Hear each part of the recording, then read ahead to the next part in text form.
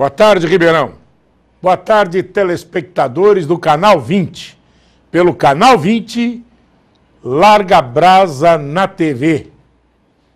Começando o nosso programa de hoje, vamos falar dos postos de atendimento da saúde do município.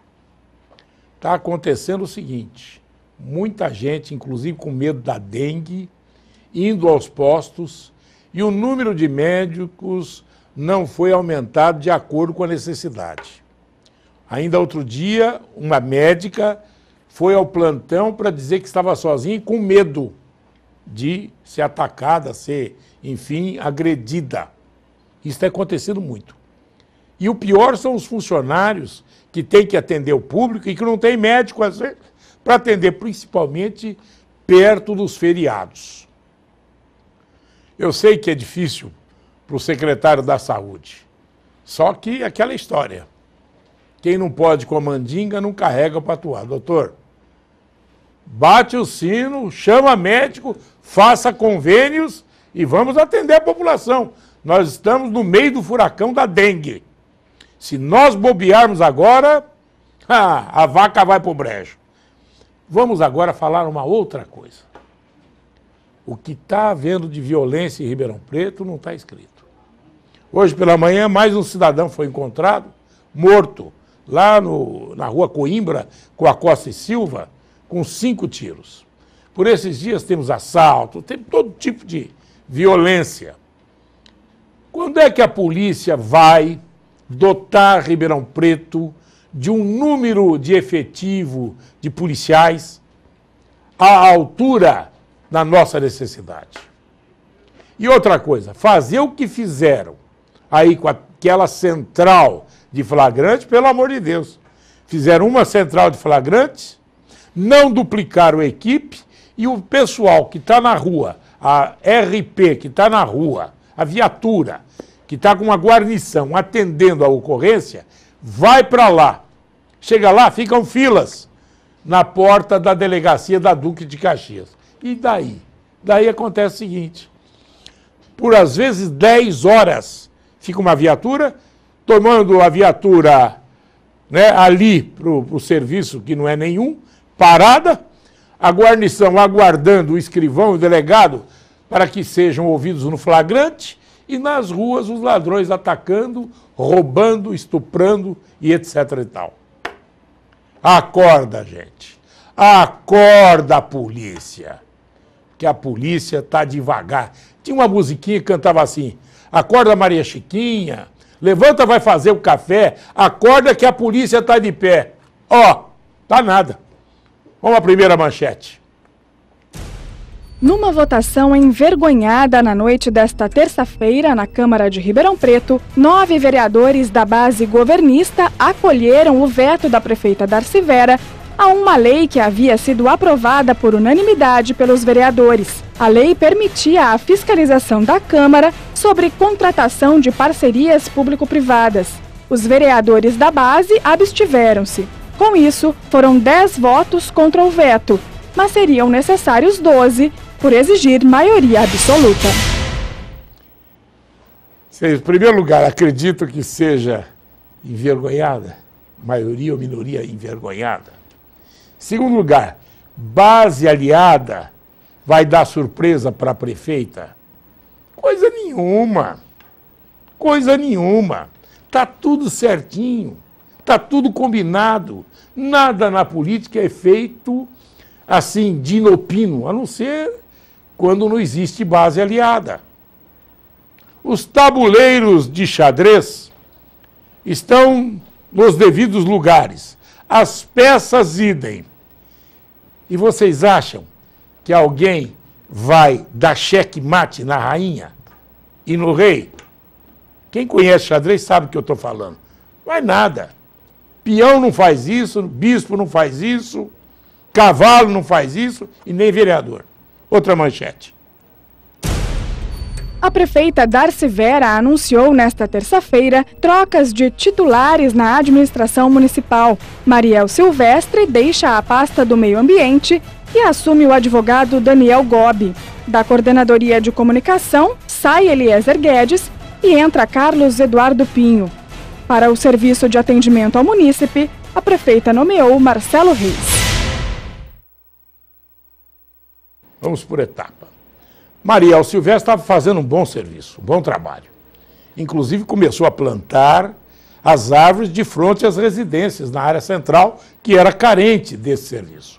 E fez uma série de outros serviços. Resolveram mudá-la e é uma questão política, porque secretário é um cargo político. Mas esse que foi para lá, eu não conheço o seu trabalho a respeito de meio ambiente. Conheço o vereador que lhe dá sustentação, certo? E, obviamente, que ele votou a favor da prefeita ontem à noite. Então, uma coisa está ligada à outra, uma notícia está ligada à outra. Outro, Eliezer Guedes, competentíssimo. Era competente e é jornalista. Foi substituído, porque disse que está um pouco doente, pelo Marcelo Pinho, é isso? Eu não o conheço nem como jornalista e nem como político. Eu conheço como publicitário, certo? Pode ser um que dê certo até, né? Pode ser até que dê certo. Mas eu não o conheço. Sinceramente, não. Parece que era ligado a um jornal que fechou. Fechou não. Mudou. Aí. E nós vamos mostrar a foto para vocês conhecerem. É bom conhecer, porque ninguém conhece. Esse é Marcelo Reis, da Coordenação do Serviço de Atendimento ao Município. Guarde aí um pouquinho. Serviço de Atendimento ao Município e redes sociais, olha, vou ser muito sincero. Aqui eu atendo rede social, aqui eu atendo telefone com reclamação de município, na rádio, etc. Tal. Eu nunca tive uma comunicação do setor de atendimento ao munícipe e redes sociais. E olha que eu sou jornalista há muito tempo, tá? Eu não sei qual o telefone. Por favor, anuncie o telefone do Serviço de Atendimento ao Munícipe e redes sociais. É só pela internet? É aquela internet que não atende celular? É aquela internet que na hora que você quer reclamar do ônibus não tem onde reclamar?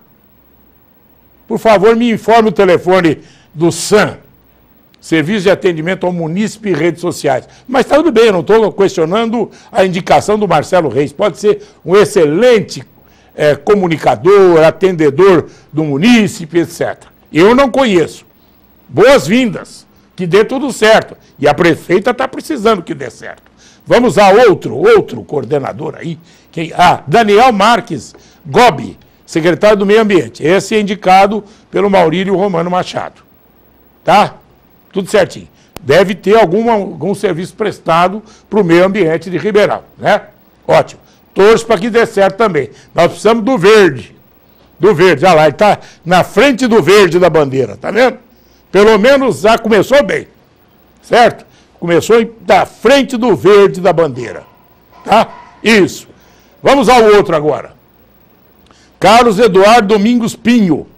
Não o conhecia, passei a conhecê-lo agora dentro do aspecto político. Sabia que era publicitário. Acho que não é jornalista. Mas não tem problema. É coordenador da comunicação social. Eu tinha um apreço muito grande pelo Eliezer Guedes. Tá certo? Mas mudaram. Tudo bem. Seja bem-vindo. E que dê tudo certo.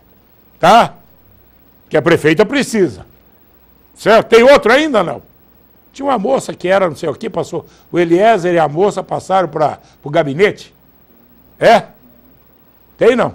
Não tem aí? Não, tudo bem, esses são os novos. Os que vão ficar nos postos-chave, né? Tá certo? Então vocês entenderam que a votação da ontem à noite foi de um jeito? Viram? Na política não tem nada de surpresa. Quando tem base aliada, tá tudo certinho. O tabuleiro está aqui, o xadrez está aqui, e, aliás, você mexe a peça de acordo com a necessidade. Você acha que alguma peça... Você já viu o peão dar cheque, mate, na rainha? Mas nunca. Outra manchete. O juiz eleitoral da 108ª Zona Eleitoral, Heber Mendes Batista, manteve o deputado federal Duarte Nogueira como assistente na ação de investigação judicial que cassou em primeira instância os mandatos da prefeita Darcy Vera e do vice-prefeito Marinho Sampaio. A acusação é de que os dois utilizaram servidores públicos com cargos em comissão durante a campanha eleitoral para a reeleição.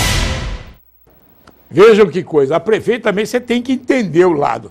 Você imaginou a prefeita tá com uma ação dessa do promotor, do juiz e tal, e ter no calcanhar o adversário da prefeita? Hã? Vocês imaginaram? Tem o Nogueira lá como adversário, querendo morder no calcanhar? Ela tá lutando feito não sei o quê. Que é ele, não é ele, são os advogados, né? Você imaginou, nessa hora, você tá ali lutando e ele tá no calcanhar? Você imaginou? Hein? Pelo amor de Deus, hein?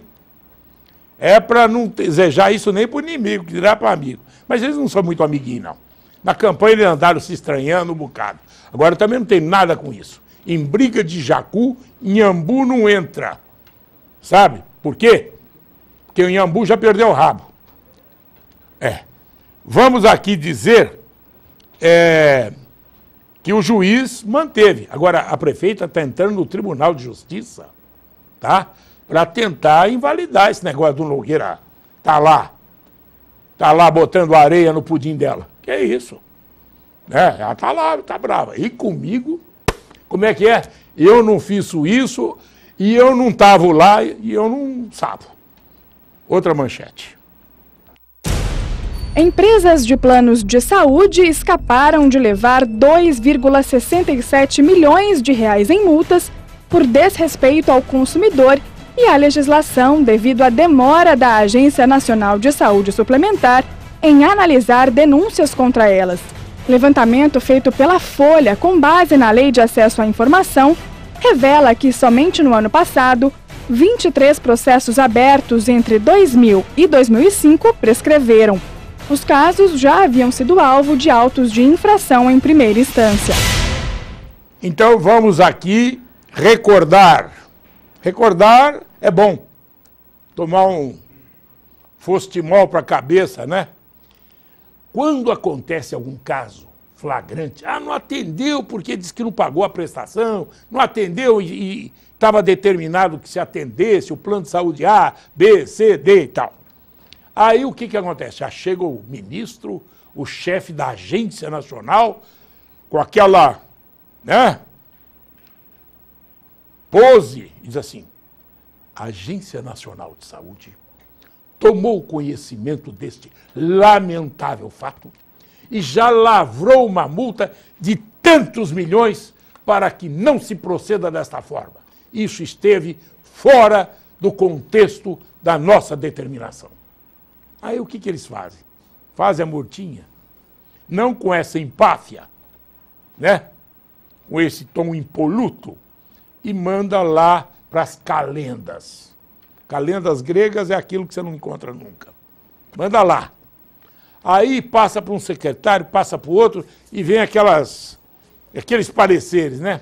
Não vimos aonde que houve a quebra do contrato, o outro não sei o quê, tudo. Aí fica lá, rodando. Aí tem prazo fatal. O que é o prazo fatal? O prazo que, se não for dado o parecer final, não pode cobrar a multa. Passou, tchau e benção. Tá? Ferro no povo! Ferro no povo! Viu? A Agência Nacional de Saúde. Vocês vão verificar lá. Quando o cidadão acaba o mandato, vão embora para casa, vão trabalhar onde? Nas Agências Nacionais de Saúde. Vocês acham o quê? O cara trabalha na ANEEL. ANEEL, aquela que engana todo mundo, diz que vai baixar a luz, o preço da luz. Daí a pouco tem uma série de medidas que eles estão cobrando do povo, porque diz que baixou a luz, baixou o preço. Aí ele sai de lá e vai para onde? Vai botar uma representação em Brasília e vai representar as entidades fornecedoras de energia. E lá ele vai ganhar muito mais do que ele ganhava no serviço público. Por isso que vê de vez em quando alguém fazendo um sacrifício danado, ganhando pouco no serviço público e estando satisfeito. Tá? É um sacrifício. É um vocacionado. É um vocacionado. E ferro no povão. Vamos lá, outra manchete. 2 centavos. É esta a diferença no preço médio do litro do etanol vendido pelas usinas paulistas entre março do ano passado para o mesmo mês deste ano, segundo dados da CEPES-ALC da USP. A realidade nas bombas, no entanto, é bem diferente. Para o consumidor de Ribeirão Preto, o produto, no mesmo período, chega com variação de 23 centavos, segundo a Agência Nacional de Petróleo, Gás Natural e Biocombustíveis. Falar sobre isso, eu já cansei. Já me esfalfei. Minhas vozes vocais, minhas cordas vocais estão quase já desmilinguidas. E ninguém faz nada. Um dia vão fazer. Mas aí, Inês já é morta. Você vai em Batatais, você compra gasolina R$ 2,45. Eu já estou falando isso há quanto tempo aqui. Já fomos até pauta para algumas TVs que foram lá verificar. O álcool, R$ 1,65, R$ 1,45. Por que será? Porque na usina custa R$ 1,20. Mais 12,5% de imposto, mais o dinheiro daquela que faz a intermediação, que é a distribuidora. E o resto sai da onde? Olha para o espelho, seu bocó, nós todos. Olha para o espelho, senhor. De onde é que sai isso? Sai do seu bolso. Aí depois eles botam o álcool lá no fundo do chinelo. Ninguém acredita mais. O que acontece? Vem aqui na Francisco Junqueira, na Maurílio Biagi, tem mais espaço. Vai na rádio. Venham, álcool de graça. Venham, encham os seus tanques. Mais uma vez você cai no engodo e pau na sua cabeça. Acorda, gente, acorda. Acorda, gente. Você nasceu para ser peão, bispo ou rei? Ou rainha, né? Quem sabe? Cavalo? Talvez, né?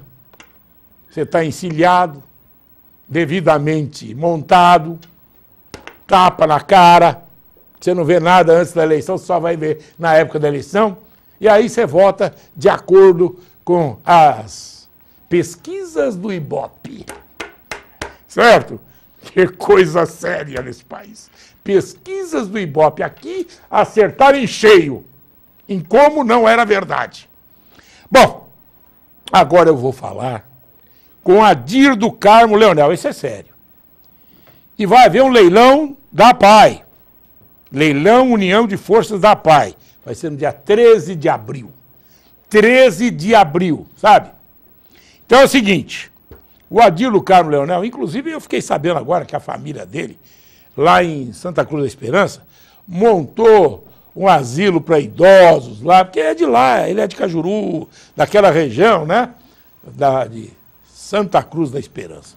E eles ajudaram lá, e ele faz. O que a mão direita faz, ele não deixa a esquerda saber, e vice-versa. E ele faz os leilões da APAI. E vai fazer um leilão em Ribeirão Preto, dia 13. Vamos falar com o Adir. Tarde, Adir. Tudo bem? Boa tarde, Antônio Carlos. Como é que vai você? Tudo bem? Tudo bom, e você? Ótimo. Muito obrigado por a gente estar mais uma vez aqui com você. Me diga uma coisa, Adir. Vai ser lá na APAI, vai ser... Que dia vai ser? Vai ser o dia 13, ali no centro de eventos da Pereira Alvim. Ah, aqui na Maurílio Biagi? Na Maurílio Biagi. A APAI se encontra numa situação muito difícil. Faz tempo que vocês estão trabalhando. Lutando e falando. Tem gente que culpa por não ajudar, procura defeitos na APAI, defeito de administração. Quantas crianças tem a APAI? A APAI dali tem 290, mas eles assumiram o Egídio Pedreschi. E assumiram, inclusive, o serviço público, que era a missão da prefeitura. Da prefeitura. Então, a APAI tem, você pode somar, dá 700, quase 800. Pois é. Que eles tocam. E se a APAI não for ajudada, essas crianças vão para onde? Acho que eu não nem digo que vão para onde ou não. Porque, não vão, né? Porque Ribeirão Preto é uma cidade chamada Califórnia Brasileira. E nós não podemos aceitar que a Califórnia Brasileira, com essa pujança que ela tem nacional, com esse nome, que tem uma APAI falida, uma APAI quebrada, uma APAI que está com tendência a fechar. E eu trabalho nos leilões de APAI na região inteira. Os equilíbrios das APAIs da região são uma coisa impressionante, estão todos muito bem. Você citou que nós fizemos uma casa de repouso em Santa Cruz, nós fizemos parte de um grupo que fez a casa de repouso, eu e minha família. É uma casa de repouso que lá não existia. Então nós temos que saber, se nós não temos compromisso com nada, nós não teremos nada. Nós vamos passar pela vida, quando nós acordados já passou, aí é tarde. Não adianta no finzinho, quando está as luzes se apagando, fim de partida, crepúsculo de partida, como dizia o filho de Gilhote. Está acabando, fecha-se as cortinas e termina o espetáculo. E nada fizemos e criticamos quem faz. E aí não tem mais jeito de fazer. Não tem mais jeito, nós temos que fazer, nós temos que ajudar o pai. Dia 13 de abril vai ter no evento da Pereira Alvim. A Califórnia Brasileira deve estar presente. Eu peço ao povo de Ribeirão que vá ajudar o pai. Tem que ir mesmo, viu, Adir? Eu acho também. Tem que ir lá, participar, ajudar e comprar o convite, que tem um convite também. Sem dúvida nenhuma, comprar o convite, vai lá comprar uma prenda. Lá você não vai fazer negócio. Você vai colaborar com a PAI, você vai ajudar a PAI em fazer que ela seja uma entidade como são as outras da região. Nós já fizemos 184 leilões aqui na região da PAI. E eu tive a felicidade de Deus me iluminar, que aconteceu isso. Fui muito bem iluminado pela minha avó, que ela tinha essas intenções, e ela, quando se foi, me orientou que eu fizesse isso. Isso aconteceu, que eu venho imbuído nesse trabalho com grandes companheiros. Nós temos uma corrente que chama União de Força. Essa corrente é a corrente mais importante que existe. Porque realmente nós fizemos, e eu não fiz, nosso grupo fez, já 184 leilões. 184 leilões que significa muito para a região, que ajudou muito a região e que eu me sinto feliz. Eu me sinto a pessoa mais feliz do mundo. Eu tenho uma família feliz, meus amigos, eu sempre iluminado por Deus. Começa que horas o leilão? O leilão começa meio-dia, pode chegar lá, vai vendo as prendas, vai escolhendo o que você vai colaborar, vai comprar. Lá vai ter prenda de todo tipo, tem eletrodoméstico, tem bicicletas, tem televisões, tem tudo que você precisa na casa. Tem gado também? Tem animais também, animais é no virtual. Sim. Leva a filmado e vai pelo virtual. Mas é uma oportunidade que você vai ter de não ser omisso, de ajudar a PAI, de ajudar a Ribeirão Preto e ajudar a nossa região. Nós não podemos falar uma população, por exemplo, Altinópolis tem 16 mil habitantes. Nós fizemos um leilão da PAI de Altinópolis há 15 dias atrás, deu 419 mil reais. Então, se você pegar a população de Ribeirão Preto e somar, quanto tem que dar para um leilão em Ribeirão Preto? Então, eu peço ao povo de Ribeirão... Quanto deu Altinópolis? 419 Aqui mil. Tem que dar no mínimo 10 vezes mais. Que 10 vezes mais? Eu acho que tem que dar... É muito mais, mas não dá, eu não sei. Mas nós vamos lutar para que o povo vá se imbuindo nesse trabalho. Vamos ajudar esse pessoal, porque para mim, fazer leilões da PAI é uma festa. Porque eu vou lá naquele dia, nós temos já uma equipe, todo mundo de voluntário, a equipe que nós trabalhamos junto, a corrente inteirinha, nós prestamos esse serviço para a PAI, é uma felicidade e uma festa. E esse pessoal que fica lá 365 dias por ano, trabalhando, passando falta de dinheiro, passando falta com os compromissos, sem poder sanar os compromissos que tem, esse sim, nós devemos a eles. Eles são mais importantes do que nós no trabalho. Quero falar mais sobre isso aqui ainda, viu, Adir? Sem dúvida. Quero falar ainda na sexta-feira sobre isso. Eu estou sempre à sua disposição e agradeço você, porque você foi uma das pessoas que muita atenção deu a esses leilões a vida inteira, que até o seu filho faz parte de uma equipe em São Sebastião do Paraíso, da PAI, que faz um trabalho lá também. Seu filho, eu digo sempre, a fruta não cai longe do pé, você entendeu? É sempre orientado, e você sempre pregou, que já vem do seu pai, da sua mãe, da sua família, você sempre pregou que nós temos que melhorar o povo brasileiro para melhorar a nossa situação. Não adianta inaugurar penitenciária, não adianta inaugurar cadeia, não adianta inaugurar nada. Nós temos que inaugurar escolas, temos que melhorar a situação das APAES, fazer um povo melhor, fazer um povo entender a situação, para que nós possamos ter sucesso. Não tem dúvida. Sucesso vai ter, você vai ver. Na sexta-feira vamos falar de novo, que eu vou cobrar um a um aqui para ir lá no leilão da PAI. Tá bom, Adir? Bom, eu vou cobrar desde já a família Papa, toda a vida, aqui, falando do avô dele, que a fruta não cai longe do pé, e eles não caíram, nem o pai dele, nenhum da família, nem a mãe, ninguém. Então o avô dele foi um homem que eu conheci há mais de 40 anos. que era um homem que dava a mão ao próximo. Não tem a dúvida. Você entendeu? Então eu sei que vão estar todo mundo presente. Se Deus quiser. Obrigado a você, Adir. Até sexta-feira aqui de novo, hein? Eu que te agradeço, muito obrigado mais uma vez. E conto com vocês todos lá. O Canal 20 sempre com a gente, sempre colaborando. E muito obrigado a todos. E até a próxima. Obrigado. Daqui a pouco vou entrevistar o Marcos Papa e depois o Marcelo Botosso, historiador. E esse pessoal que está tudo lá no DOPS? Tinha gente que não sabia. Tá lá, ó. Não vou dizer que é ficha suja, porque não é, não. Vergonha é outra. Depois do intervalo, já. Ribeirão Preto é uma cidade apaixonada. Gente que valoriza e ama sua terra. Nossa gente trabalha duro. Nossa gente é dedicada. Nossa gente é feliz. Nossa gente é anfitriã. Nossa gente influencia, questiona, interage. Nossa gente é formadora de opinião.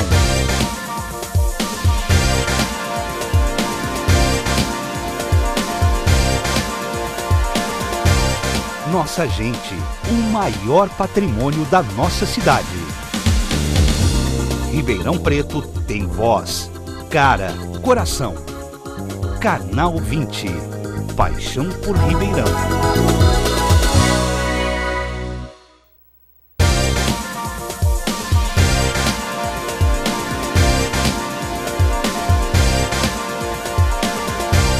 Nossa gente, o maior patrimônio da nossa cidade.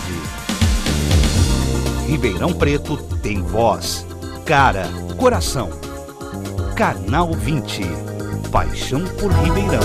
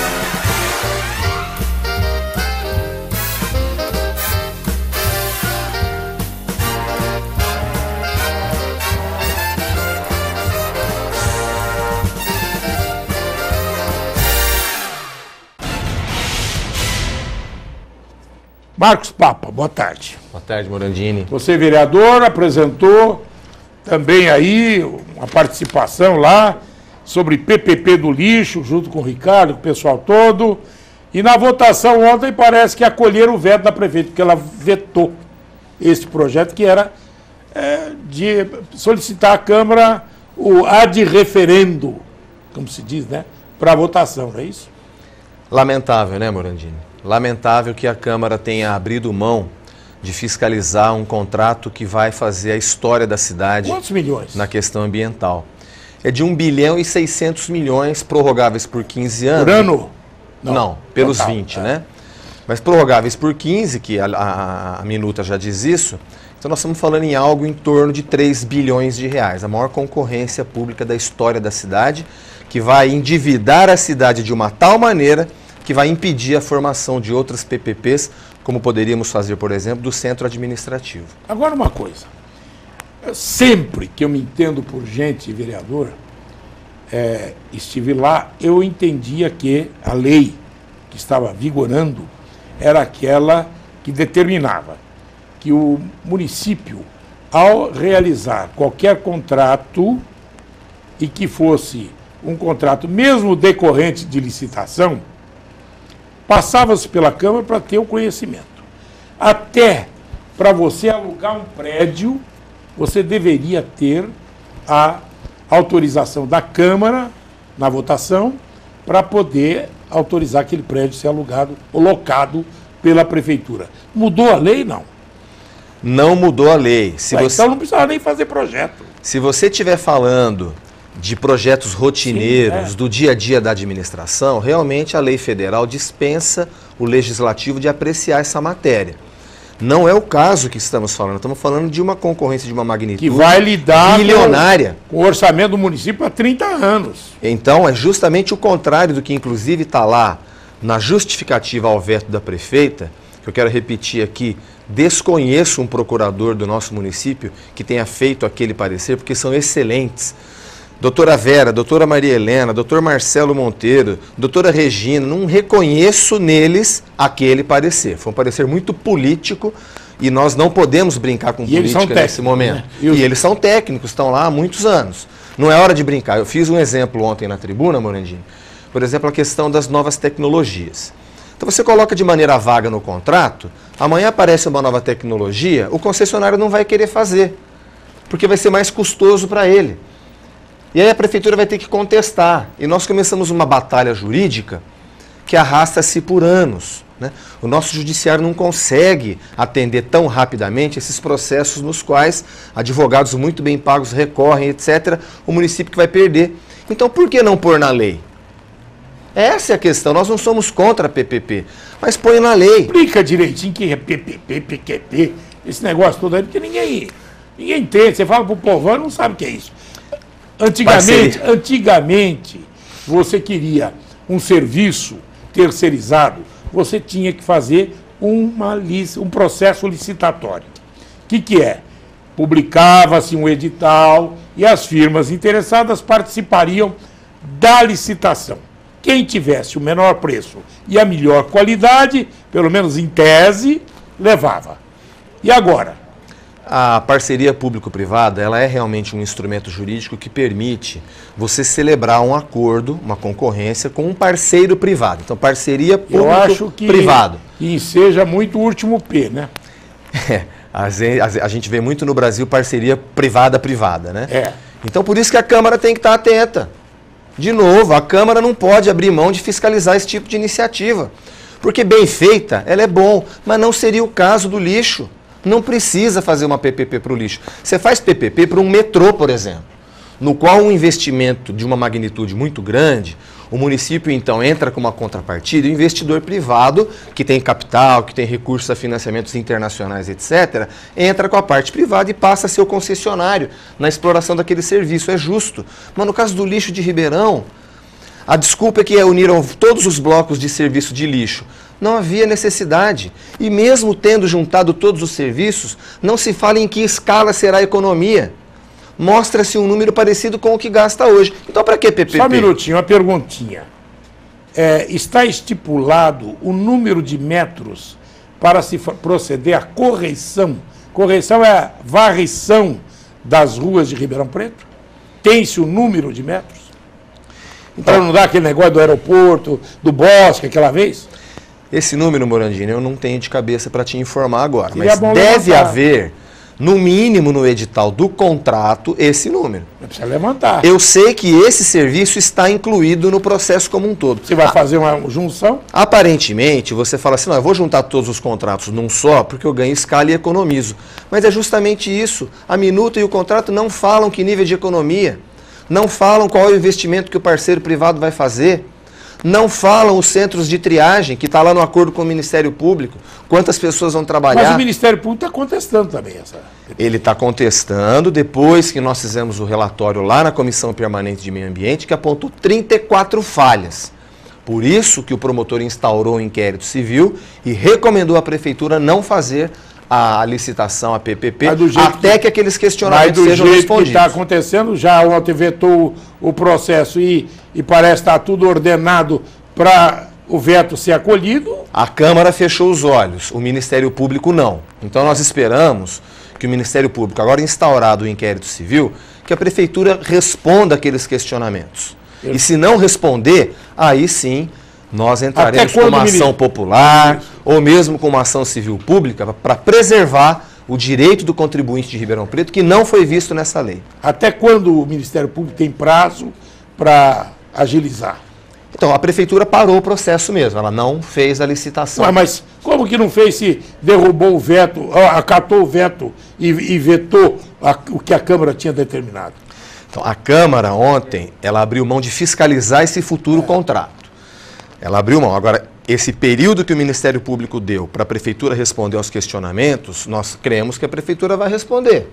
Se não responder, nós vamos instaurar uma ação civil pública e, se precisar, uma ação popular, a medida judicial cabível, para que, pelo menos, se coloque no contrato aquilo que é de interesse da população. Por exemplo, o interesse do consumidor não está preservado. Não está. Mas nós vamos falar mais sobre isso. Nós vamos falar mais sobre isso. Eu agradeço a sua presença aqui. Daqui a pouco eu vou falar com o Marcelo Botosso, historiador, sobre a abertura de arquivos da ditadura militar. Tem gente de Ribeirão lá. Acho que ele não sabe porque era político. Você é nosso convidado para conhecer o mais moderno projeto residencial de toda a região. Cenário Ribeirão. São 2 torres. Em uma delas, apartamentos com 2 suítes, 2 vagas na garagem e ainda tem um box privativo no subsolo. E na outra torre são 3 suítes, 3 garagens com box privativo também. E a Jaqueline mora aqui. Que tal, Jaque? Eu me interessei aqui principalmente pela área de lazer que ele oferece. Tem spa, tem sauna, tem brinquedoteca, ele tem lan house, tem sistema de segurança aqui instalado, né, de CFTV, para você acessar de qualquer lugar que você tiver. E eu tô aqui com o Márcio, que escolheu o cenário, porque aqui tem tudo. Tem tudo, a área de lazer aqui é completa. Salão de festas adulto com espaço gourmet, salão de festas infantil, academia de ginástica, quadra poliesportiva, piscina com raia, piscina infantil com solário e bar, e também tem um playground. Um privilégio para poucos morar ao lado do Ribeirão Shopping e no caminho do Shopping Iguatemi. E o valor do condomínio é bem adequado. E também tem facilidade nas condições de pagamento. São poucas unidades na Rua Doutor Mário de Assis Moura, 480. Tem corretor de plantão.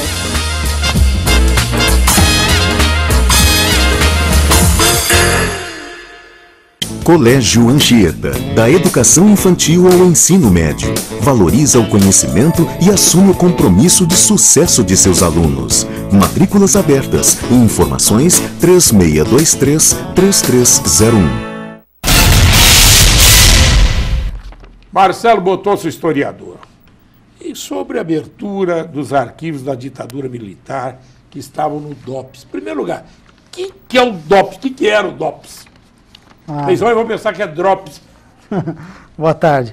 O DOPS ele foi um organismo, né, de repressão, de fiscalização do Estado. Ele foi criado em 1924, né, no governo do Arthur Bernardes. Ele foi criado para fiscalizar aquele período de agitação, principalmente, onde tinha comunistas, operários e anarquistas, né? Foi 30 de dezembro de 24. E ele perdurou até 83. Né? Ele foi um organismo que viveu várias fases. Os fleuris da vida, etc. Ele viveu várias fases. Ele teve desde daquele período de intensa agitação, tinha o comunismo, o tenentismo, o movimento tenentista, até a ditadura civil-militar aí, a partir de 64, perdurou o DOPS. Né? Bom, e para quem ia até o DOPS para poder ser interrogado, o que acontecia? Pois é, os métodos não eram democráticos, vamos dizer assim, né? Democrático, como doía, hein? O DOPS, ele fazia uma sondagem, né? Em indivíduos e grupos que representavam perigo para a suposta ordem do momento em que ele atuava. E usava de métodos... não convencionais. Não convencionais. Ou como pau de arara. Como dizia cadeira do dragão. Como diziam os agentes da repressão. Telefone. Métodos empíricos. Empíricos, Da cadeira do dragão, telefone que batia nos 2 ouvidos. Exatamente. Ao mesmo tempo, né? Agora, muita gente morreu, né? Sim, tinha uma cultura de... O Vladimir Herzog é um deles. Exatamente. Parece que teve muito agente da repressão, né? Durante toda a existência do DOPS, até no período democrático, que é de 45 a 64, mas eles usavam de métodos sádicos, né? Atroz, inquisitorial, vamos dizer assim, né?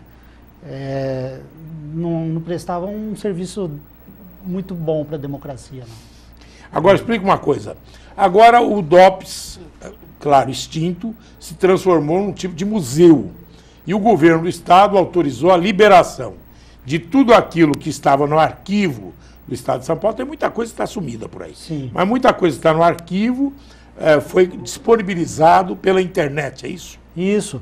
Através da Associação Amigos do Arquivo de São Paulo e o Ministério da Justiça, com o apoio da FAPESP, que é a Fundação de Amparo à Pesquisa do Estado de São Paulo, digitalizou mais de 1 milhão de documentos.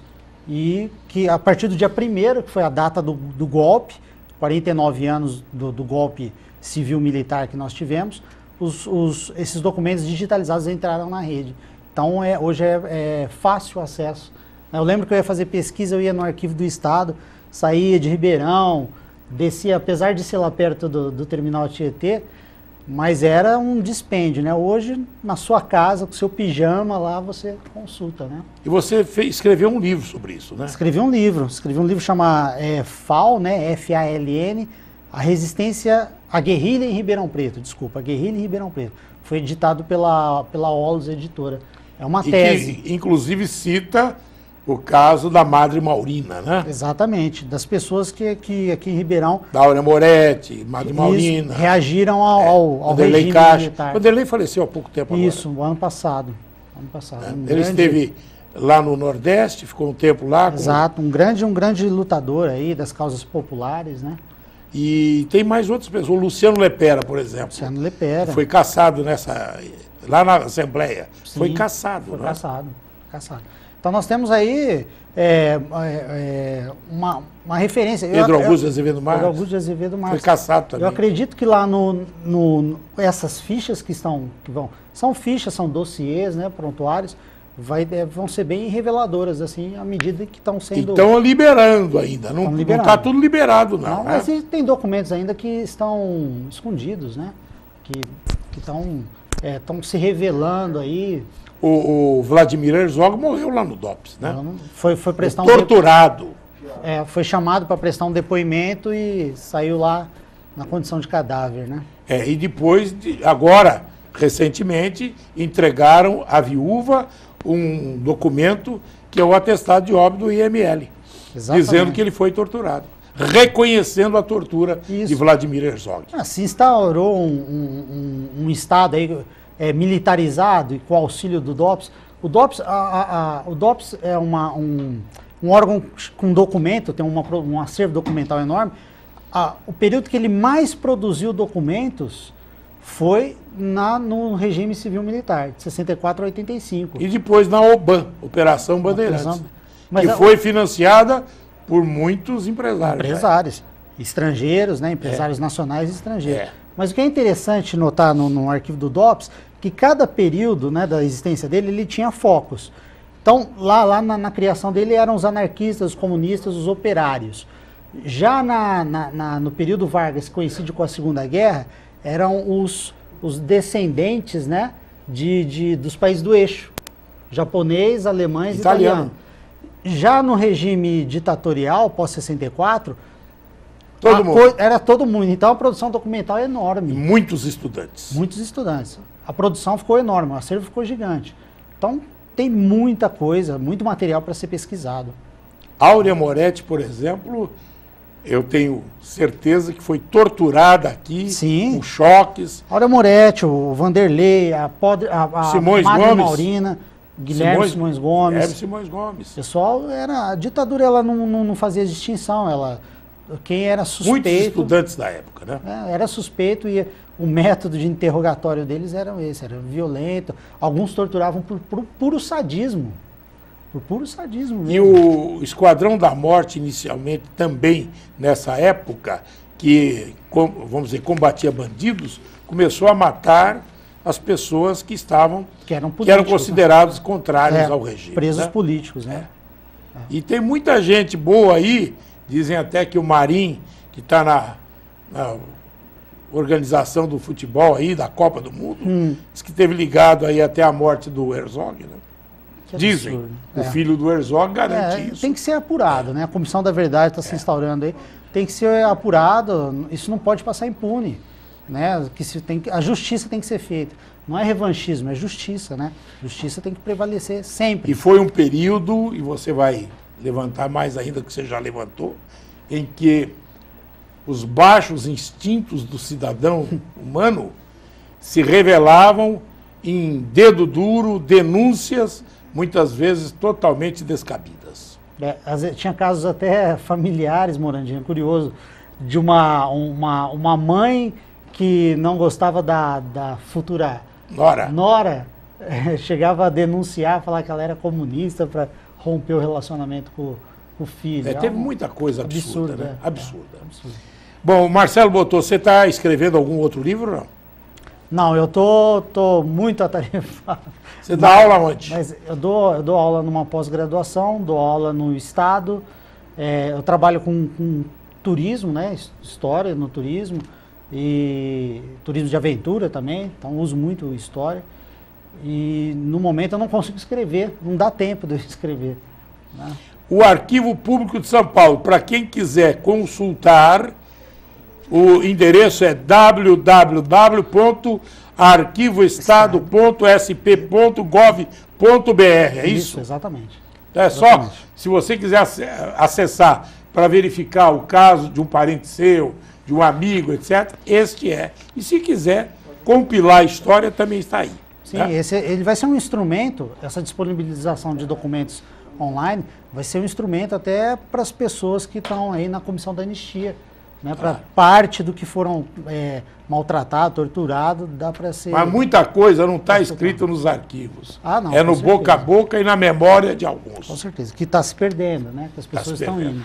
É verdade. Marcelo Botosso, muito obrigado pela sua estada aqui como historiador e levantando um assunto que é importante para a população. Com certeza. É isso? Com certeza. Muito obrigado a você. Obrigado a você. Obrigado a você, telespectador. Amanhã estaremos aqui com o Larga Brasa pelo Canal 20. Aguardem, tem muita novidade no Canal 20 chegando por aí. Você vai se surpreender positivamente. Até logo.